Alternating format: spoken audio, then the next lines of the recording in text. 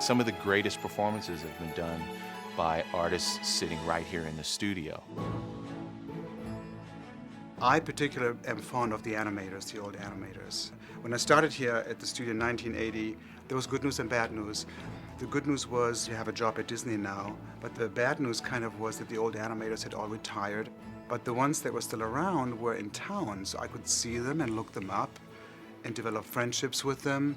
So that was invaluable to me over the years, to meet and hang out with Frank Thomas, Ollie Johnston, Milt Kahl, Mark Davis, all of those greats, and really ask them 1,000 questions and just basically ask them, how did you do these great films? How did you come to such a level? I would watch the Disney programs on television, and I was just hooked. At the earliest age I could, I started making flip books, and I just knew I wanted to be an animator. Well, for me, starting at Disney was a dream come true. Working under Eric Larson at the time, who was working with the new trainees, it was everything that I expected and then some.